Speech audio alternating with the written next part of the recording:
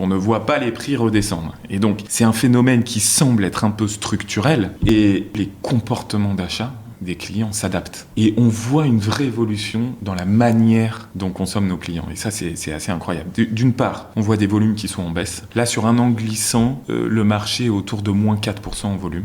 Donc ça veut dire quoi ? Ça veut dire que les Français consomment moins. Et la deuxième chose, c'est qu'ils consomment moins cher. Parce que cette baisse de volume, elle s'explique à 100% par la baisse des marques nationales. Et par contre, les MDD, les premiers prix, eux, sont à peu près stabilisés. Donc la quote-part des produits typés MDD et premier prix est en forte augmentation dans le panier des ménages. Voilà, donc il y a des évolutions de comportement d'achat, il y a un marché qui est fortement chamboulé par l'inflation.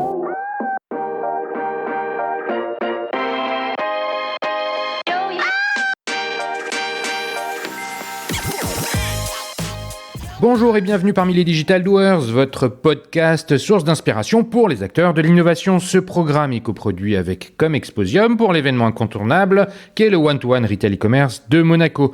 Je suis Cyril Duplessis, acteur du changement dans le digital depuis plus de 20 ans. Je donne ici la parole aux personnalités de notre écosystème en France, qu'ils soient prestataires, annonceurs, marques, retailers ou pure players. Ils sont des acteurs engagés dans leur business et l'innovation fait partie de leur quotidien. Source intarissable d'inspiration, je vous propose une conversation dynamique et sincère pour vous donner accès à leur retour d'expérience, leur vision et leur analyse sur les tendances et les perspectives marché. Depuis juillet 2019, les Digital Doers rassemblent des témoignages uniques et de grande qualité directement accessibles ici même, mais aussi sur les chaînes partenaires. En effet, je produis et anime des chaînes de podcast pour compte de tiers, c'est-à-dire pour des prestataires de services, du retail et du e-commerce. Le concept est simple, inviter un prospect à venir discuter de votre problématique avec un expert maison dans une conversation tripartite. Vous êtes intéressé ? N'hésitez pas à me contacter directement sur le site lesdigitaldoers.com ou via LinkedIn. En attendant, je vous souhaite une bonne écoute, toujours sans coupure. Le Covid a largement chahuté les modèles en place et les habitudes de consommation. Dans la foulée arrivaient des acteurs nouveaux, ceux du quick commerce avec des milliards d'euros levés. Aujourd'hui, ils ont quasiment disparu de la circulation. Depuis plus d'un an et demi et la guerre en Ukraine, c'est l'inflation des produits alimentaires qui met les distributeurs sous tension.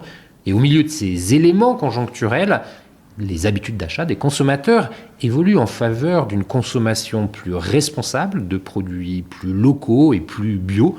Cependant, cette réalité se heurte à une sensibilité au prix de plus en plus forte.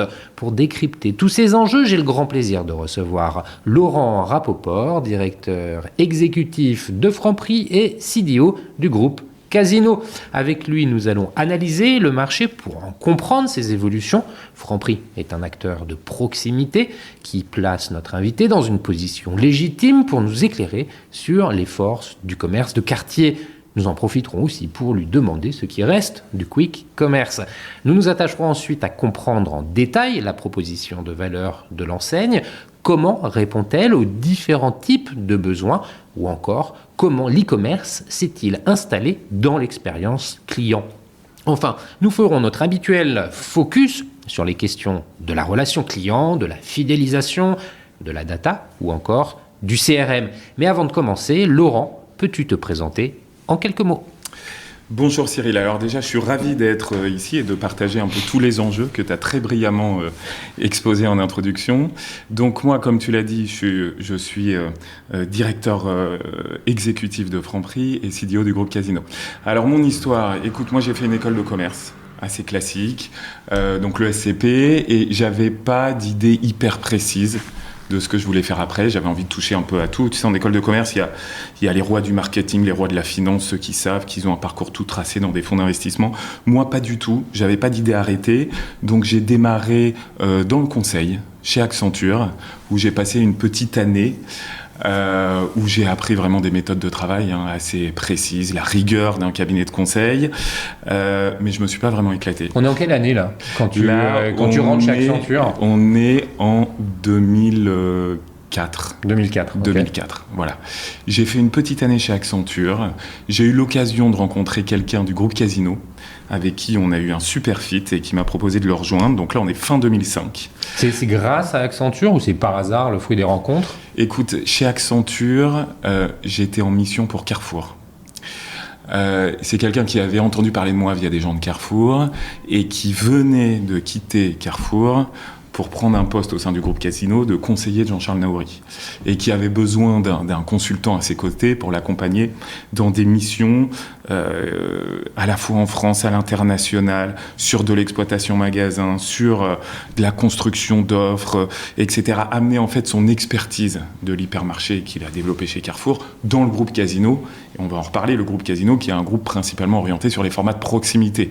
Mais étant donné que le groupe avait grossi avec un gros réseau d'hypermarchés, il fallait aussi cette expertise de l'hypermarché. Donc Jean-Pierre Gillot, en l'occurrence, avait été embauché pour ça et cherchait un consultant pour l'accompagner. Voilà. Donc là, c'est comme ça que tu rejoins le groupe? Je rentre dans le groupe Casino. Il y a un truc qui m'attirait vraiment dans le groupe Casino, c'est son aspect international. À l'époque, le groupe était très international, très présent en Asie du Sud-Est, Thaïlande, Vietnam, très présent en Amérique latine, Brésil, Argentine, Colombie, etc.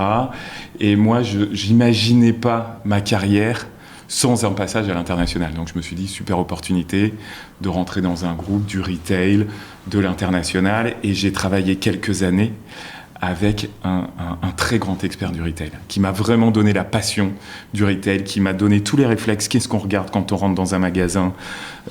Avant que tu nous dises tout ça, quand tu es arrivé auprès de lui, la mission qui était la tienne, c'était d'être son bras droit? Exactement, non mais c'était un poste de chargé de mission, donc de bras droit, de quelqu'un qui lui-même était le bras droit de Jean-Charles Naouri pour impulser une nouvelle stratégie, principalement auprès de la branche hypermarché en France et des branches hypermarchés dans le monde, parce qu'on avait des enseignes hyper partout. Tu connais rien, je sais pas quel âge, mais enfin tu es encore très jeune. Il faut faire. J'ai 25 ans, effectivement. 25 ans. Il faut comprendre comment ça marche. Comment t'es formé? Eh ben, justement, je suis avec quelqu'un qui met beaucoup d'emphase à me transmettre son savoir, à me former. Et moi, évidemment, à 25 ans, je l'aide à formaliser, je l'aide à structurer, parce que c'est un homme de terrain, mais c'est surtout moi qui apprends de lui à ce moment-là. Et donc j'ai passé 3 années auprès de lui. J'ai appris tous les réflexes du retailer. Qu'est-ce que tu regardes quand tu rentres dans un magasin? Un compte d'exploitation magasin. Qu'est-ce que tu regardes quand tu rentres dans un magasin? Déjà, tu regardes la propreté, évidemment. Ouais. Tu regardes la rigueur du merchandising. Tu vois tout de suite quand tu rentres dans un magasin. Si tu vois des trous un peu partout, si tu vois des produits qui sont un peu désordonnés, ça se ressent tout de suite quand un magasin manque de rigueur. Ok. Ouais. Et puis, évidemment, la propreté, l'accueil. Soit tu es bien accueilli, soit tu as quelqu'un tu croises quelqu'un du magasin, on te sourit, on te dit bonjour ou pas. Enfin, il y a plein de petites choses qui font que tu sens si c'est un magasin performant ou pas. Ok. Voilà. Tu restes 3 ans auprès de lui. Bon, ouais. Bref, tu achèves ta formation quelque part, et puis tu es le stamp retail qui se met sur toi. Ouais. Comment tu continues? Écoute, après ça, se poser la question de ce que j'avais envie de faire. J'avais touché un peu à tout. J'avais touché à des sujets d'offres, d'exploitation magasin, de supply, de logistique, etc. Et en fait, ma priorité, c'était l'international. J'avais envie de faire... Ça pouvait être dans chacun des domaines. J'avais quand même plutôt une sensibilité marketing. À l'international, c'est quoi la raison? J'avais beaucoup voyagé. Tu vois, à 18 ans, je suis parti avec 4 amis, passer 6 semaines au Vietnam. J'avais l'attrait un petit peu de l'aventure, de partir en backpack, etc. J'avais découvert l'Asie du Sud-Est et j'ai senti une énergie là-bas que j'ai eu envie de retrouver dans ma vie professionnelle. Okay. Et l'idée de travailler avec des gens de cultures différentes, avec quelqu'un qui apporte, des personnes qui apportent un regard différent, une approche différente, travailler en anglais, ça m'a toujours attiré. Et j'ai eu l'opportunité, à l'issue de ces 3 premières années dans le groupe Casino, de partir en Asie du Sud-Est, en Thaïlande plus précisément, chez Bixi, qui était à l'époque une grosse filiale du groupe Casino. Là, on est 2008-2009 ? Exactement, 2008. Ouais. 2008, mi-2008. Donc je pars, 28 ans. Pour aller chez Bixi. Donc on ne connaît pas Bixi, en France ? Qu'on ne connaît pas en France, mais qui était une vache à lait du groupe Casino, parce qu'une filiale très rentable, qui se développait très très vite, je vais y revenir. Avec des formats qu'on connaît ? Alors, surtout hypermarché, Et à l'époque où j'y étais, on lançait les formats de proximité. C'est une marque qui a été développée from scratch par Casino ou c'est le rachat d'un acteur local? Ça a été racheté à un acteur qui s'appelle le groupe Central, qui est un acteur majeur de la distribution en Thaïlande. Donc tu arrives à 28 ans là-bas, en Thaïlande. Ouais. C'est quoi ton boulot?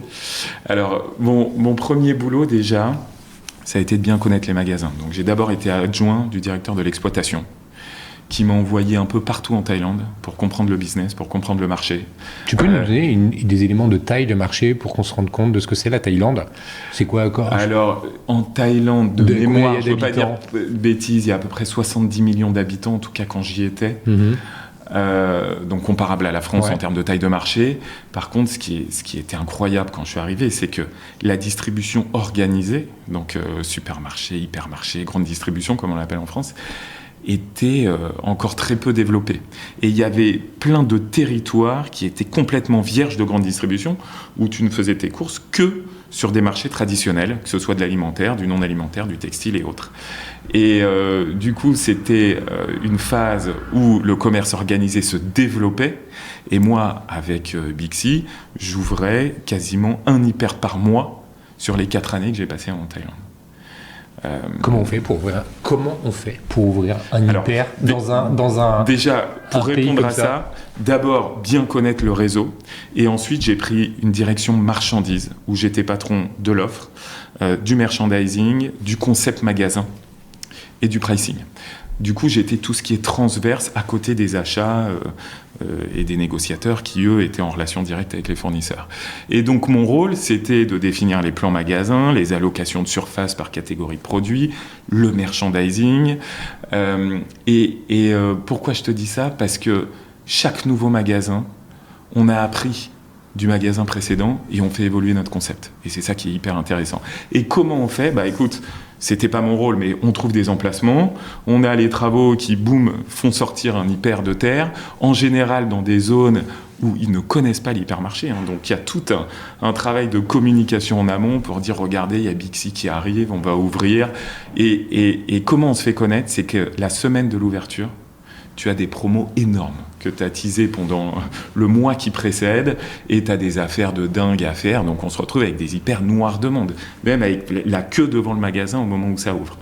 Un hyper en Thaïlande, ça ressemble à ce qu'on connaît en France, ou c'est très différent en termes d'organisation, de merchandising? C'est pas hyper différent, parce que tu as une zone produits frais, tu as une zone PGCFI, tu as un grand espace non alimentaire. Ils étaient à l'époque beaucoup plus vendeurs de textiles que le sont les hypermarchés en France, parce que tu n'avais pas toutes ces marques et tous ces spécialistes du textile.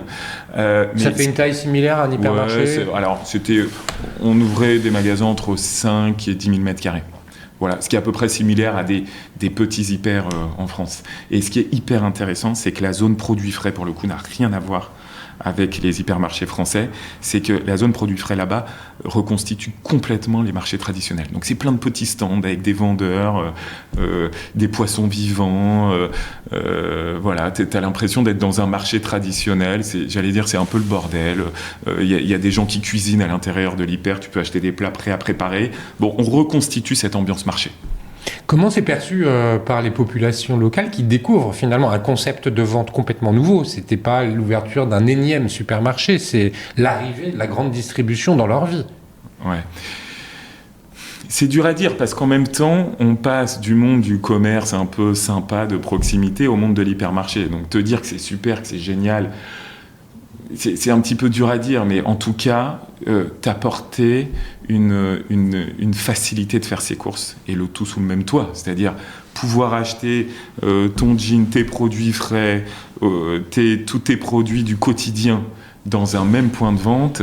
C'est quand même, ça révolutionne un peu, c'est la manière de faire ses courses, et cet avantage du tout sous le même toit, dans ce type de pays, c'est un vrai plus pour faire ses courses. Et en plus, c'est vrai que la puissance d'un groupe de retail organisé fait qu'on peut tirer les prix vers le bas, et donc proposer des prix hyper attractifs. Donc c'était vachement bien accueilli par les populations.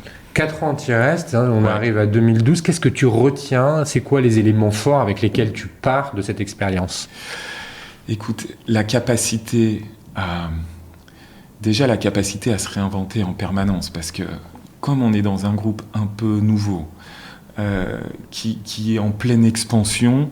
On ne vit pas sur les grands groupes de retail qui ont 20, 30, 50 ans d'acquis sur des méthodes de travail. Donc on se remet en question en permanence, on teste des choses nouvelles à chaque fois qu'on ouvre un magasin. Voilà, le test and learn, ça prend vraiment tout son sens. Donc je retiens cette dynamique d'expansion, cette dynamique de tester des nouvelles choses et surtout le fait de travailler avec des gens de cultures différentes et notamment des tailles. C'est très particulier.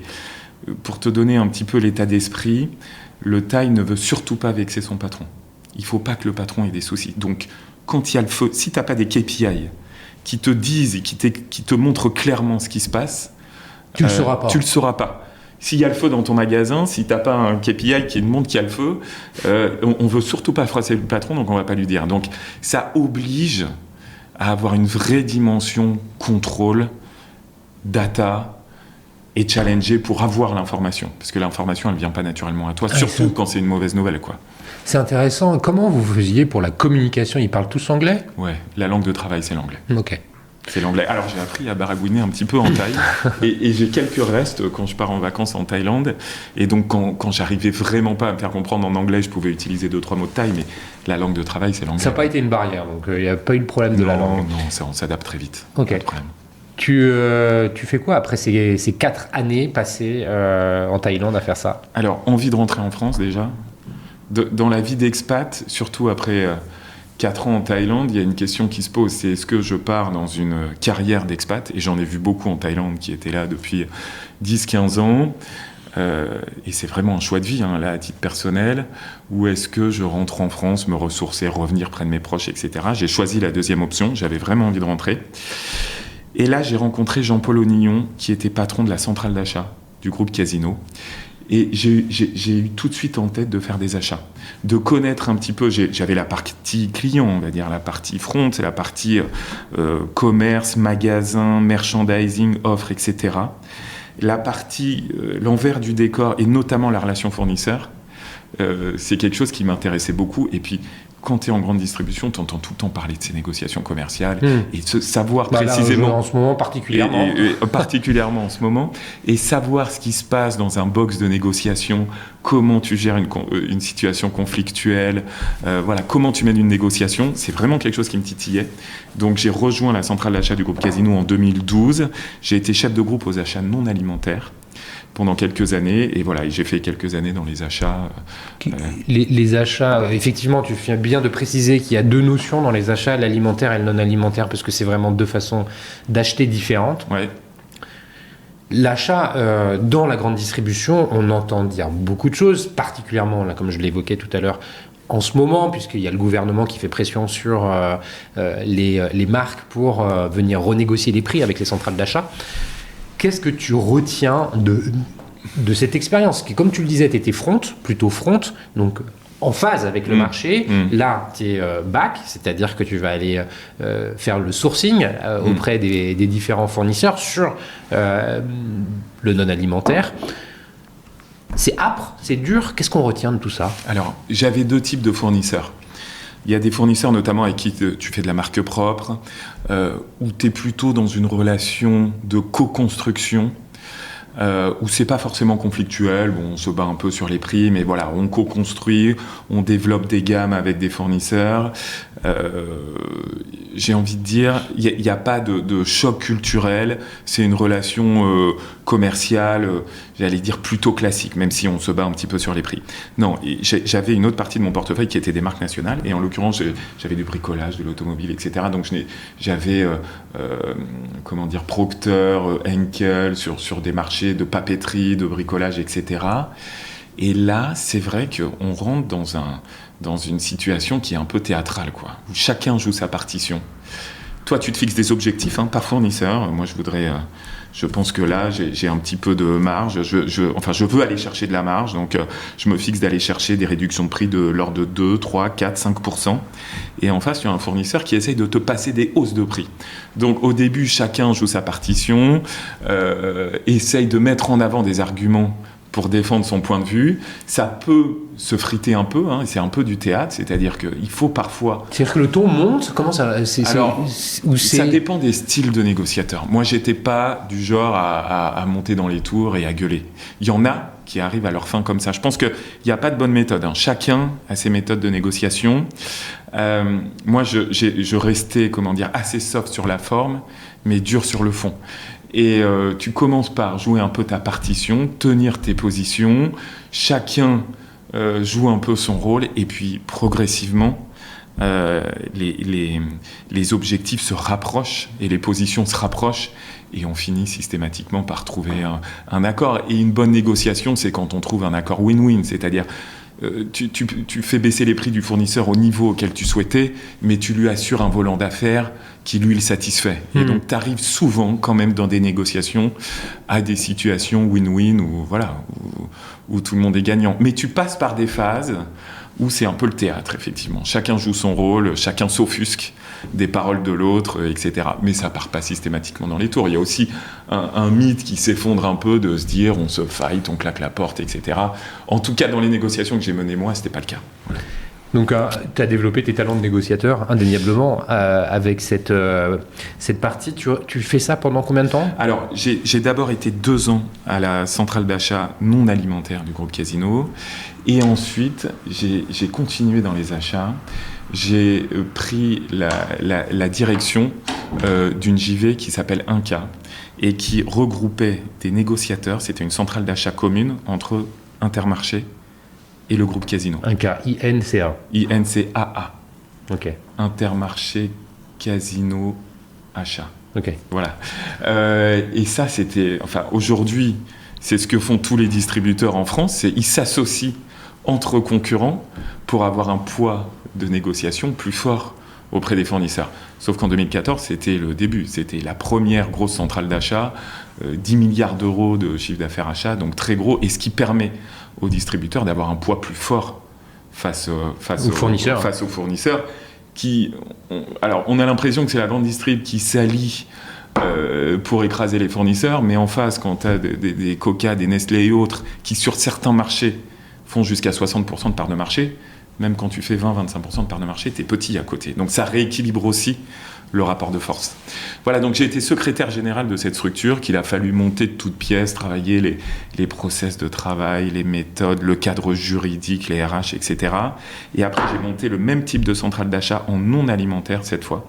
Et c'était une alliance entre Conforama et le groupe Casino sur tout ce qui est bien technique. Donc les biens d'équipement, l'informatique, l'audiovisuel, l'électroménager, etc. Où là, tu es aussi dans des négociations. Donc là, pour le coup, j'étais directeur exécutif, donc en charge d'assurer les négociations et la performance achat. Et là, tu es quand même dans des relations un peu plus constructives que dans les fournisseurs d'alimentaire. Pourquoi ? Parce que tu négocies pas qu'un contrat cadre. Donc, tu négocies des gammes de produits qui se renouvellent tous les trimestres, etc. T'es pas que à batailler sur le prix du Nutella, quoi. Si je schématise. Tu quittes les achats en quelle année ?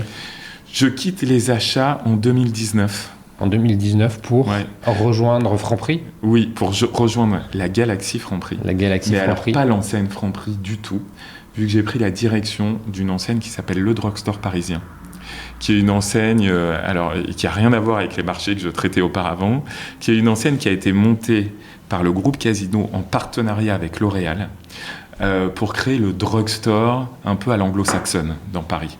Tu vois, le magasin beauté, bien-être, hygiène, make-up, soins, etc. Et qui n'existe pas vraiment en France, qui est plutôt anglo-saxon. C'est plutôt anglo-saxon. Ce rôle, il est plutôt tenu par un Monoprix, par exemple, qui est en centre-ville, et par les parapharmacies. Voilà. On a voulu créer ce concept. L'idée, c'était que Casino, et en l'occurrence Franprix, vu que c'est Jean-Paul Mochet, président de Franprix à l'époque, qui a imaginé ce concept avec Hervé Navelot, qui était directeur général de L'Oréal France à l'époque. Et l'idée, c'était que Casino apporte son expertise du commerce de proximité et L'Oréal son expertise du monde de la beauté. Voilà, donc on a créé des magasins dans des emplacements vraiment stratégiques, à fort flux, pour créer un nouveau concept. Voilà, j'ai rejoint à ce moment-là, j'ai fermé des magasins qui marchaient pas. J'en ai ouvert d'autres, notamment Gare Saint-Lazare, qui a très très bien marché. J'ai beaucoup affiné le concept parce qu'il était un peu mass market dans l'offre qu'on trouvait dans le concept. Je l'ai rendu un peu plus différenciant, avec des marques un peu plus dénichées, on va dire, qui apportent de la différenciation par rapport à la grande distribution. Donc pas uniquement du L'Oréal. Pas uniquement de L'Oréal, au contraire. J'ai fortement réduit la part d'offre de L'Oréal. J'ai rajouté plein de petites marques bio, tendance, etc. Et injecté aussi du lifestyle un peu dans le concept qui était quand même très beauté, donc un peu trop niche. Ça a commencé à super bien marcher. Le problème, c'est qu'il y a le Covid qui est arrivé. Et pour une enseigne qui n'est pas encore une enseigne de destination, si tu veux, quand les flux disparaissent dans la gare Saint-Lazare, près des Galeries Lafayette, le truc a beaucoup souffert. Donc voilà, j'ai développé cette enseigne, j'ai développé du e-commerce, j'ai développé des nouveaux débouchés. Le Covid a fait un petit peu de mal, mais entre-temps, vu la manière dont ça se passait, et ça se passait plutôt bien au drugstore, Jean-Paul Mochet et Cécile Guilloux, qui étaient respectivement président et DG de Franprix, m'ont sollicité en plus du drugstore pour prendre une fonction au COMEX de Franprix. Et à ce moment-là, j'ai pris la direction marketing et digital de Franprix. Et j'ai gardé le drugstore parisien qui m'occupait une petite partie de mon temps, mais j'ai mis quelqu'un à la tête du drugstore. Voilà. Et là, j'arrive chez Franprix. Tu arrives chez Franprix, ta lettre de mission, c'est laquelle ? Et développe jusqu'à aujourd'hui, quoi. Ouais. Alors, j'ai pris le marketing, le digital. Il y avait un boulevard sur le digital, parce que le digital venait d'être lancé. Je vais en reparler, mais Franprix venait de lancer le e-commerce. Il fallait développer cette activité très vite, très fort. Et surtout, on avait un marketing qui n'était pas du tout omnicanal. C'est-à-dire, tu avais le marketing qui gérait le marketing des magasins et le digital qui faisait sa vie dans son coin. C'est pour ça c'était siloté, quoi. C'était siloté. Le digital était un peu satellisé dans la boîte. Et moi, ma feuille de route que je me suis fixée, c'était vraiment de créer un marketing qui soit omnicanal, une marque qui raconte un peu l'omnicanalité, développer le e-commerce et puis retravailler complètement à la fois la connaissance client, l'expérience client, le CRM, etc., notamment via les programmes de fidélité. Enfin, ça, je pense qu'on y reviendra un petit peu. On va y revenir. Merci pour cette introduction sur ton parcours. Je pense que c'est clair dans les oreilles des auditeurs, que tu es largement légitime pour nous parler de la suite. Justement, et la suite, j'aimerais t'entendre sur les sujets de marché, avant qu'on revienne sur Franprix, que tu nous donnes des indicateurs pour bien comprendre qui est Franprix, son positionnement, sa présence géographique aujourd'hui, quelle sera-t-elle plus tard. Enfin, on va revenir sur sa proposition de valeur. Mais avant de le faire, j'aimerais qu'on parle de la distribution alimentaire, peut-être avec un focus sur la distribution de proximité, le commerce de proximité. Tout à l'heure, j'évoquais le commerce de quartier. Je ne sais pas si c'est vraiment un mot qui est utilisé, mais c'est une notion, à mon avis, qui doit parler à beaucoup de gens, ce commerce en bas de chez soi. Urbain, majoritairement. Voilà. Comment tu vois les éléments conjoncturels venir perturber, renforcer, chambouler, faire évoluer finalement ce marché de la distribution alimentaire ? Alors déjà, comme tu le disais en introduction, le marché a été extrêmement perturbé par l'inflation et l'est toujours. On a connu, depuis la crise ukrainienne, une inflation qui est supérieure à 20%. On a eu 21% d'inflation. Il y a aujourd'hui, au moment où on se parle, personne ne voit de signe de déflation. On sait que le niveau de prix actuel est parti pour durer. Et malheureusement, j'ai envie de dire, même si on va se battre pour essayer d'obtenir des baisses de prix, on sait que l'année 2024 sera toujours une année avec un niveau de prix très élevé. Alors, ça s'est stabilisé. La croissance de l'inflation va s'arrêter. L'inflation va s'arrêter, mais par contre, on ne voit pas de déflation, donc on ne voit pas les prix redescendre. Et donc, c'est un phénomène qui semble être un peu structurel. Et du coup, les comportements d'achat des clients s'adaptent. Et on voit une vraie évolution dans la manière dont consomment nos clients. Et ça, c'est assez incroyable. D'une part, on voit des volumes qui sont en baisse. Là, sur un an glissant, le marché est autour de moins 4% en volume. Dans l'ensemble du PG, dans l'ensemble de l'alimentaire en France. Donc ça veut dire quoi ? Ça veut dire que les Français consomment moins déjà, donc moins de volume. Et la deuxième chose, c'est qu'ils consomment moins cher. Parce que cette baisse de volume, elle s'explique à 100% par la baisse des marques nationales. Et par contre, les MDD, les premiers prix, eux, sont à peu près stabilisés. Donc la quote-part des produits typés MDD et premier prix est en forte augmentation dans le panier des ménages. Voilà, donc il y a des évolutions de comportement d'achat, il y a un marché qui est fortement chamboulé par l'inflation, et donc le rôle des distributeurs, le gros challenge, c'est de s'adapter et c'est de trouver des solutions pour continuer à séduire les consommateurs et à faire en sorte que nos clients continuent d'acheter chez nous. Donc là-dessus, il y a vraiment un gros challenge. Et après, dans les formats, on voit, ça c'est une tendance lourde, que le format de proximité est en forte croissance. Et évidemment, ça date pas de l'inflation, ça date depuis pas mal d'années maintenant, il y a une dizaine d'années que le marché de la proximité est en croissance. Et donc, c'est vrai, il est en croissance, et ça, tout le monde le dit, qu'il est en croissance. Cependant, j'aime bien rappeler qu'il reste quand même 80%, je ne sais plus quel est le chiffre, souvent j'aime bien prendre la règle des 80-20, une grosse partie des volumes qui sont réalisés en hyper. Absolument, voilà. Absolument. Non, bien sûr. La proximité est notamment très légitime dans le milieu urbain. C'est des magasins dans lesquels on se rend à pied, donc évidemment, toutes les zones rurales sont un petit peu vierges de commerce de proximité, et le format dominant, ça reste l'hypermarché ou les grands supermarchés. Comment on explique finalement que le commerce de proximité voit une croissance dans cette période d'inflation, alors que c'est peut-être pas le cas dans les hypermarchés, sachant qu'il y a un prix, tu le disais, le prix est quelque chose d'important, avec les marques nationales dont la part décroît dans le panier moyen au profit des MDD et des premiers prix. Exactement. Donc la notion de prix est importante. Si la notion de prix est importante, on peut se dire qu'on va favoriser les formats de distribution où les prix sont plus contenus, comme les hypermarchés, et moins le commerce de proximité qui offre d'autres alternatives, mais dont les prix sont quand même plus élevés que dans un grand format. C'est un bon point. Déjà, depuis l'inflation, il y a certaines enseignes d'hypermarchés qui reprennent vraiment du poil de la bête et qui gagnent des parts de marché. Leclerc est en fort gain de parts de marché depuis la crise inflationniste. Donc ça relativise un peu le propos sur le format hypermarché depuis l'inflation. Et effectivement, les hyper se portent un peu mieux depuis l'inflation en termes de fréquentation, parce que les gens sont à la recherche de prix.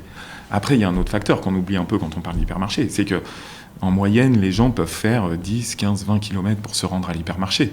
Et comme l'essence est très coûteuse, quand on fait le calcul, se rendre dans son magasin de proximité à pied, c'est aussi faire des économies. Voilà, donc il y en a aussi qui font le calcul, qui ne prennent plus la voiture pour aller à l'hypermarché et qui préfèrent se rendre au plus rapide, au plus proche. Et en parallèle de ça, les modes de vie et les modes de consommation, comme je disais, évoluent. Les gens souhaitent quand même allouer moins de temps à leurs courses alimentaires, vont au plus rapide, au plus pratique. Et donc, forcément, la grande sortie à l'hypermarché le week-end, ça date plutôt des années 80-90. Aujourd'hui, on a envie de faire ses courses rapidement, et c'est aussi pour ça que le e-commerce explose, mais c'est aussi l'évolution des modes de vie est aussi favorable au format de proximité. On va à côté de chez soi, au plus simple, au plus rapide. Intéressant ce que tu dis. Est-ce que cette réalité est partagée sur toutes les zones géographiques en France ? Parce qu'on est à Paris, quand on enregistre, Franprix est très parisien. Cette réalité que tu décris, c'est la mienne aussi. Voilà, je vois bien de quoi tu parles. Mais quelqu'un, là je te le dis d'autant plus volontiers que, comme beaucoup le savent, j'ai traversé la France à vélo et j'ai traversé donc des zones rurales, des petites villes. Est-ce que cette réalité-là, elle est partagée ailleurs sur le territoire ? Alors c'est une bonne question. Alors je corrige un peu, Franprix est très parisien, mais se développe beaucoup dans la région lyonnaise et dans le bassin méditerranéen, et notamment l'agglomération marseillaise, on va y mais revenir. dans les grandes villes.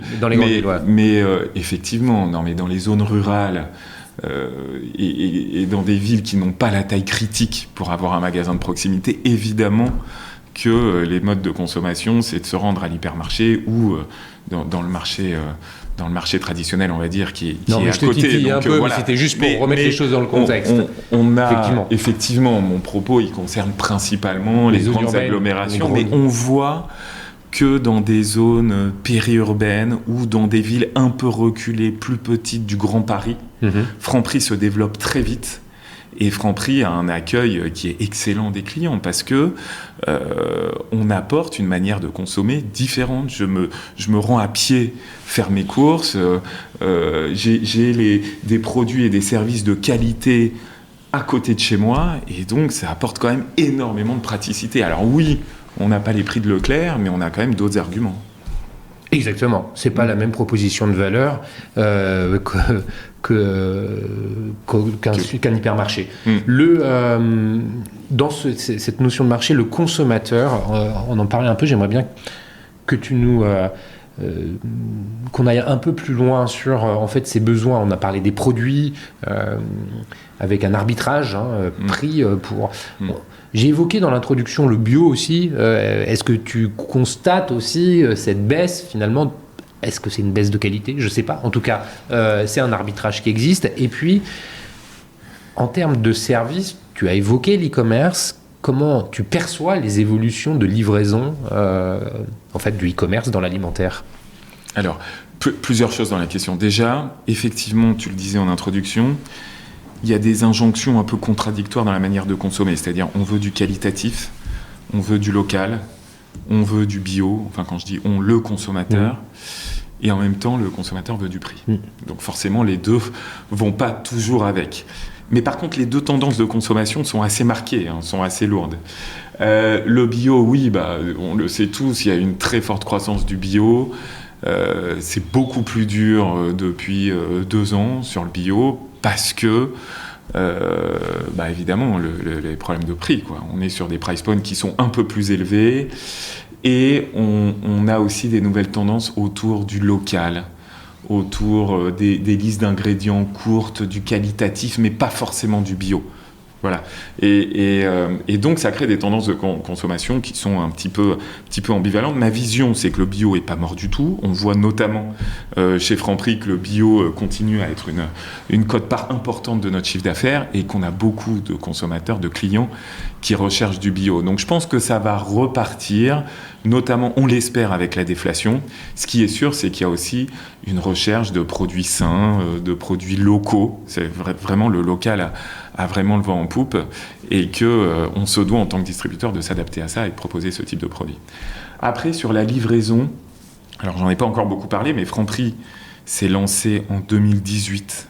Tu vas en parler, on va prendre le temps d'en parler, mais globalement, comment tu vois l'ensemble du marché, sans forcément le lier tout de suite maintenant à Franprix, mais les attentes des consommateurs? J'évoquais effectivement le quick commerce qui a quasiment disparu.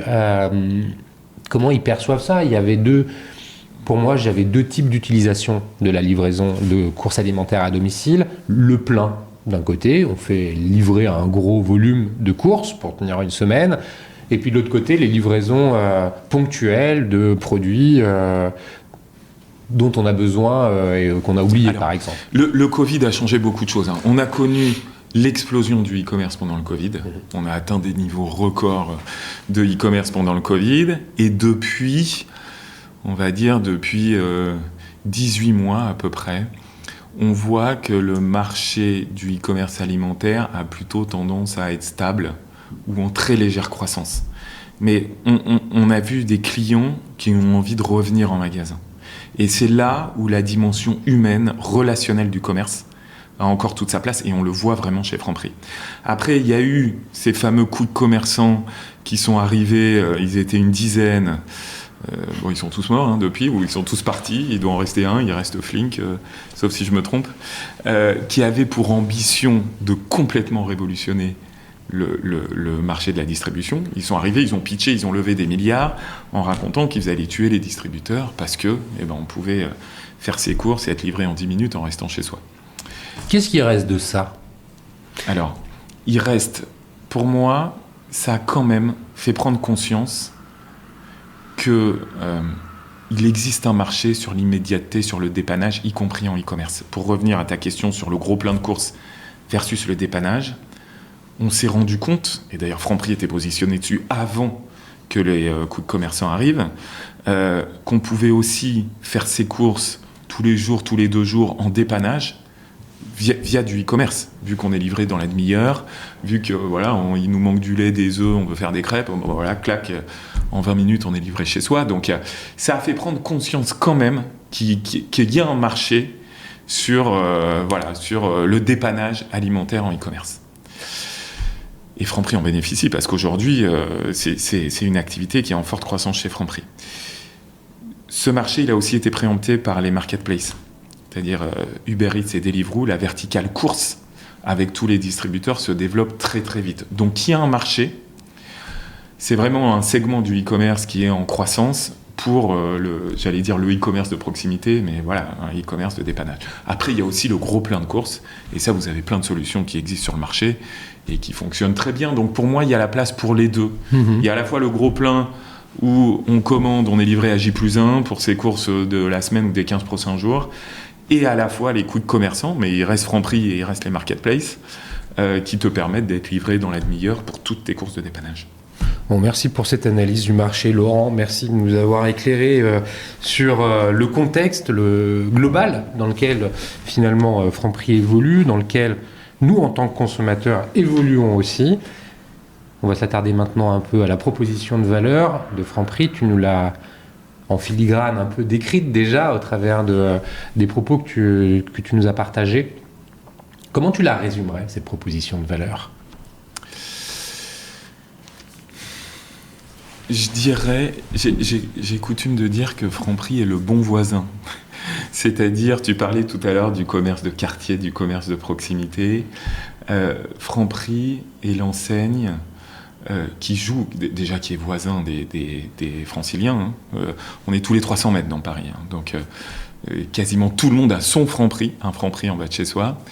Et on veut être l'enseigne qui est toujours là au quotidien pour nos clients, pour proposer une offre de produits et de services. C'est très important l'aspect serviciel de Franprix, et de services de qualité. Donc chez Franprix, on retrouve tous les produits du quotidien, de grande consommation, et on a une proposition d'offre de services. Par exemple, j'ai inauguré récemment la 200e consigne Vinted dans un magasin Franprix. Donc tu peux aussi déposer ton colis Vinted, aller chercher ton colis Vinted. Tu peux envoyer un colis, tu peux créer une carte grise, tu peux déposer tes bagages. On a un service de consigne qui cartonne depuis qu'on l'a lancé, en partenariat avec Nanny Bag. Bon, voilà, donc c'est une enseigne qui est ancrée localement dans le quartier, dans la vie de quartier, et qui joue un rôle de voisin qui rend service. Voilà. Et c'est vraiment pour moi la proposition de valeur de Franprix et le positionnement de Franprix qu'on essaye vraiment de cultiver en étant une enseigne humaine, joyeuse, avec un aspect relationnel qui est très important, parce que vous avez, c'est une enseigne qui est principalement franchisée. Vous avez des directeurs de magasins ou des gérants pour les franchisés qui sont très proches de leurs clients, qui sont sur la surface de vente. Il y a souvent un relationnel fort entre le gérant et sa clientèle. Donc il y a la dimension humaine du commerce qui est très importante aussi chez Franprix. Merci pour ce petit pitch. D'ailleurs, tu peux nous donner un peu d'éléments pour comprendre la taille, pour comprendre le fonctionnement de Franprix. Combien de points de vente ? Parce que tu dis tous les 300 mètres à Paris, ça veut dire des centaines de points de vente, j'imagine. On a 360 points de vente à Paris. Intramuros. Intramuros. On a en tout plus de 1000 magasins. On en a 1150 pour être précis, mais on en ouvre tout le temps, donc ça bouge tous les jours. Ça donne un ordre de grandeur. Voilà, ça donne un ordre de grandeur, principalement en Île-de-France, à quasi 90% en Île-de-France. Et le reste dans la région lyonnaise et dans le bassin méditerranéen, principalement à Marseille, mais on a aussi d'autres villes qu'on attaque. Ce qu'il faut savoir sur Franprix et qui est hyper intéressant, c'est qu'en ce moment, on ouvre un magasin tous les 2 jours. On a ouvert 180 magasins en 2022. On va ouvrir plus de 180 magasins en 2023. Et donc, on veut vraiment saturer les villes dans lesquelles on est présente. Parce que c'est le modèle de Franprix. C'est ce que je te disais, c'est d'être voisin, c'est d'être présent à tous les coins de rue et c'est d'être proche de nos clients. Et l'ambition de Franprix, ça a été en 2022 de doubler le parc à 5 ans. Donc voilà, passer de 2000 à 2000 magasins là, en 5 ans. Et on est en ordre de marche, vu que ça va faire 2 années de suite qu'on ouvre quasiment 200 magasins. Alors, en densifiant le maillage parisien, en l'élargissant à la petite couronne, c'est comme Alors, ça principalement en l'élargissant à la petite et la grande couronne. D'accord. Parce que le centre-ville parisien commence déjà à être pas mal saturé de commerce de proximité, même s'il y a encore des opportunités. On ouvre des magasins dans Paris Intramuros qui cartonnent dans certaines zones. Mais c'est vrai que c'est principalement la petite et la grande couronne qui sont nos cibles de prédilection et, comme se disait, l'agglomération lyonnaise et marseillaise. Mais toutes ces petites villes du Grand Paris, il y a plein de villes qui sont encore vierges de commerce de proximité, où on apporte ce nouveau mode de consommation dont je parlais tout à l'heure, et on a un super accueil quand on arrive. Les surfaces, la taille des surfaces moyennes, c'est quoi le nombre de références moyens, c'est quoi? Je crois que c'est un peu des KPI qu'on utilise pour... La moyenne, c'est autour de 300-350 mètres carrés. On a entre 5 et 7 000 références en moyenne. Mais par contre, Franprix a un parc assez hétérogène. Ça va de 150 à plus de 1000 mètres carrés. Okay. Donc c'est pour ça qu'avec plus de 1000 magasins, on fait un gros travail actuellement de segmentation pour avoir vraiment une proposition commerciale, une proposition de valeur qui soit différenciée, qu'on soit dans un petit magasin snacking de 150 mètres carrés ou dans un magasin de 1000 mètres carrés qui a un rôle beaucoup plus de supermarché, de grosses courses, etc. Et on est en train de travailler pour faire évoluer un peu notre concept pour être au plus près des attentes de nos clients qui sont très différentes entre ces deux types de magasins. Je vais t'emmener sur ce point-là. J'ai bien constaté que le Franprix qui est en bas de chez moi n'est pas tout à fait le même que le Franprix que je peux croiser ailleurs dans le centre de Paris, où j'ai pu voir par exemple un café à l'intérieur du Franprix. Comment on fait pour adapter ça? Comment on arrive à convaincre un gérant que son Franprix ne sera pas tout à fait le même que celui de son voisin ou de son copain qui a un Franprix ailleurs? Comment on a une cohérence en fait, tout en ayant des différences adaptées aux populations locales, en travaillant avec des franchisés, parce que voilà, c'est pas comme quand on est en propre et qu'on impose un peu son truc. On doit travailler en collaboration avec un entrepreneur. Alors la question est très pertinente parce que c'est tout le challenge de Franprix, surtout quand on passe d'une enseigne de quelques centaines de magasins à bientôt quasiment 2000 magasins. C'est une grande force de Franprix de savoir s'adapter localement. On regarde, quand on s'implante quelque part, on regarde beaucoup la typologie de clientèle. Est-ce qu'on est dans une zone de flux ou dans une zone résidentielle? C'est-à-dire, est-ce qu'on a un flux qui est plutôt du midi, bureau, etc. Ou est-ce qu'on a un flux ou un flux qui est plutôt du soir, par exemple, dans les zones plus résidentielles, les gens passent en sortant du bureau. Donc, on fait évoluer notre offre en fonction de 2 critères. C'est évidemment la taille du magasin, la typologie de flux et j'allais dire l'indice INSEE de la zone de chalandise, c'est-à-dire qu'il y a des zones plus populaires et des zones plus premium.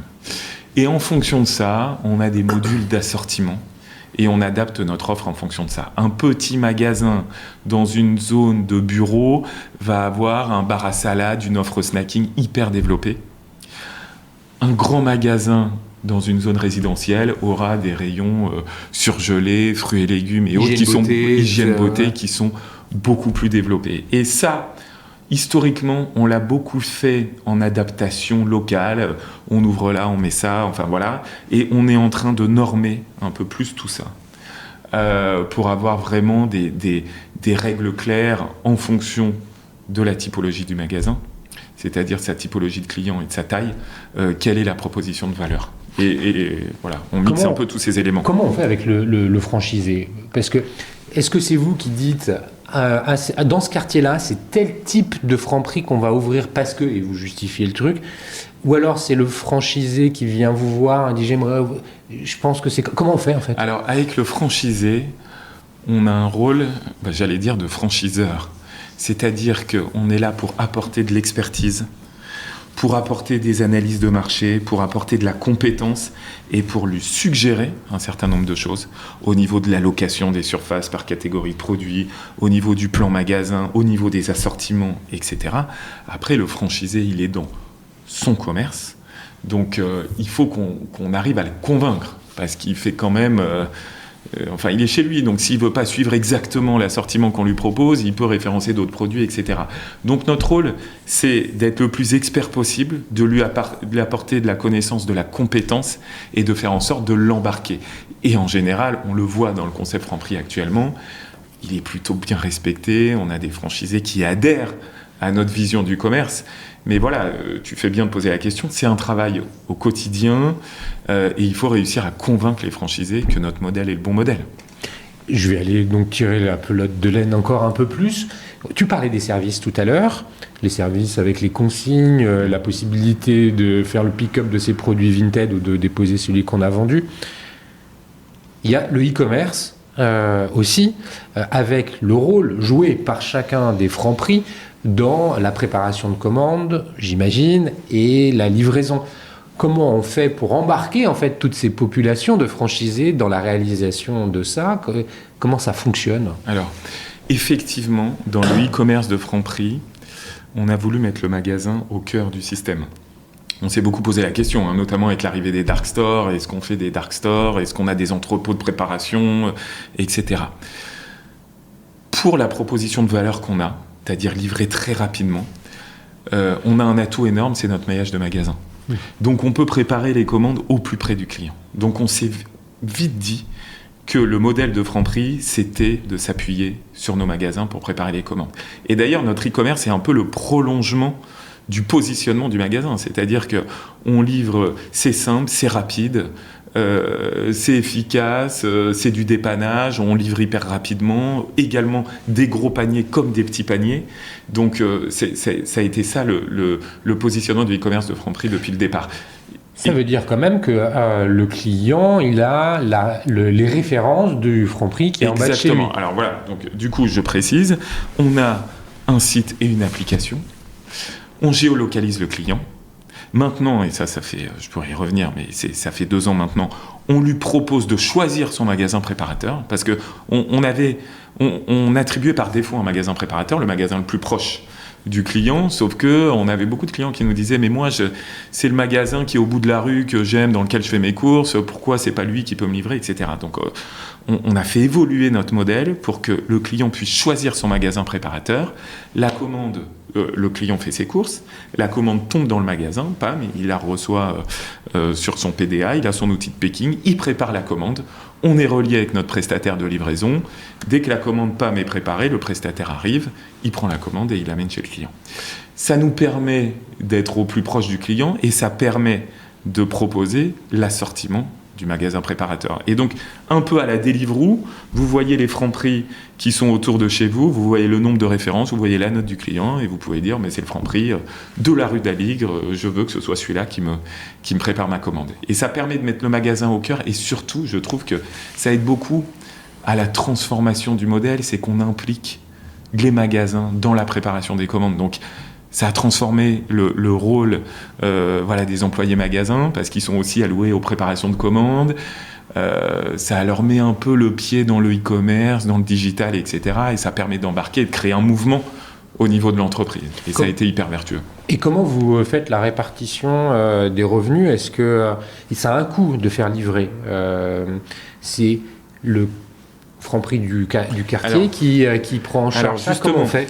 Déjà, ce modèle nous a permis d'être hyper inclusif avec nos franchisés, parce que tout franchisé qui veut faire de e-commerce, moi je le branche sur l'application Franprix, donc il devient magasin préparateur et il peut faire du e-commerce. Ça évite tous les sujets que peuvent avoir certaines enseignes, je ne vais pas en citer, mais qui font du e-commerce, qui bénéficient à la centrale, et les franchisés n'en voient pas la couleur, quoi. Et ça évite de monter un système de rétribution, j'ai pris un client dans ta zone, etc. Donc les franchisés participent au e-commerce, et le chiffre d'affaires qui est généré en e-commerce, c'est du chiffre d'affaires magasin, donc qui va dans la poche du franchisé, et évidemment le coût de la livraison est également porté par le franchisé. C'est pour ça que on ne va pas forcer les franchisés à faire du e-commerce, on leur propose. Il y en a beaucoup, pour eux, c'est un moyen de développer du chiffre d'affaires, certes un peu moins margé, parce qu'il y a le coût de la livraison dans tout ça. Avant, dans le modèle classique, c'est le client qui vient, qui fait sa commande, on va dire, qui fait ses courses et qui passe en caisse. Là, il faut qu'on prépare la commande pour lui et qu'on finance la livraison. Mais c'est quand même des paniers qui, en général, sont beaucoup plus gros Et ça permet de développer du chiffre d'affaires additionnel. Donc on arrive bien quand même à embarquer les franchisés. Et on propose du e-commerce en propre avec notre site et notre application Franprix, mais on a aussi développé un partenariat qui cartonne avec les marketplaces, c'est-à-dire avec Uber Eats, Deliveroo. Et là, vous avez plus de 600 magasins Franprix qui sont sur Uber Eats, Deliveroo, et donc qui préparent des commandes pour des clients de ces plateformes-là. L'intérêt, allons sur ça, l'intérêt pour un franchisé ou pour globalement l'enseigne Franprix d'utiliser les marketplaces comme Uber Eats ou Deliveroo, c'est d'accéder à un volume supplémentaire que vous ne pourriez pas avoir avec votre seule app. C'est quoi la raison qui explique la coexistence des deux modèles, c'est-à-dire in-house avec votre app et les marketplaces par ailleurs? Et est-ce que c'est plus cher que d'aller sur les marketplaces que de le faire par soi-même?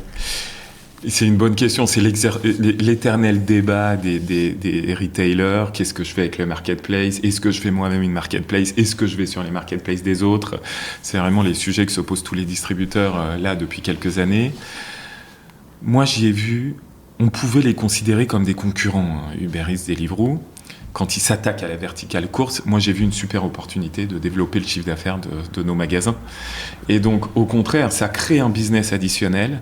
L'intérêt par rapport à notre e-commerce en propre, c'est quoi? C'est que tous les coûts d'acquisition, tout le marketing, etc. est supporté par les plateformes. Donc eux ont un trafic qui est phénoménal, donc qui m'amène énormément de clients dans les magasins. Et les magasins préparent les commandes et ça génère du volume d'affaires additionnel dans les magasins. Et tu me posais la question, alors je ne vais pas rentrer dans le détail, mais évidemment que sur ces marketplaces, on se permet de mettre un petit peu de markup sur les prix. De toute façon, les clients le voient, le savent. Ils sont livrés en 20 minutes, c'est quand même un service exceptionnel qu'on leur propose. Donc on s'y retrouve entre la commission des marketplaces et le fait de mettre des markups sur les prix, ça fait du chiffre d'affaires additionnel pour les magasins qui assure quand même un niveau de marge confortable. Donc c'est tout bénef pour Franprix. Et comme je te le disais, je pense que beaucoup de faiseurs du digital t'en ont parlé. Les coûts d'acquisition sont quand même très élevés. Les Google, Facebook, Co, ça coûte très cher pour aller chercher des clients. Là, les clients sont déjà là et tout le marketing est supporté par les marketplaces. Donc, faire coexister les deux, c'est indispensable parce que le problème avec ces marketplaces, c'est que ce ne sont pas nos clients. Donc, moi, je n'ai pas la data, je ne peux pas les adresser derrière et à mettre en place toute ma stratégie CRM avec ces clients-là. Donc, j'ai mon e-commerce en propre, j'investis évidemment pour acquérir des clients et faire vivre ce e-commerce-là, mais pour faire du volume et pour aller chercher nos clients partout où ils sont, parce qu'ils sont beaucoup sur Uber Eats et Deliveroo, je suis ravi d'avoir développé du business avec eux.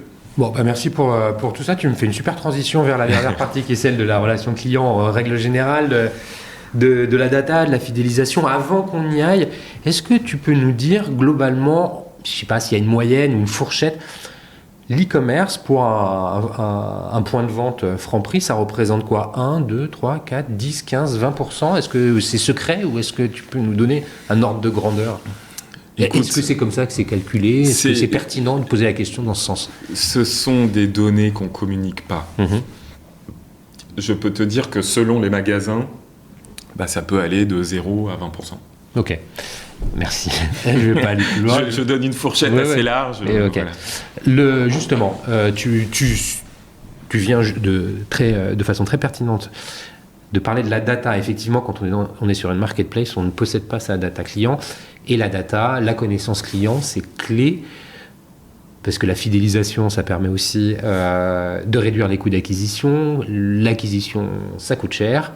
Comment ça fonctionne chez vous, cette relation client, cette fidélisation, ce CRM, cette data?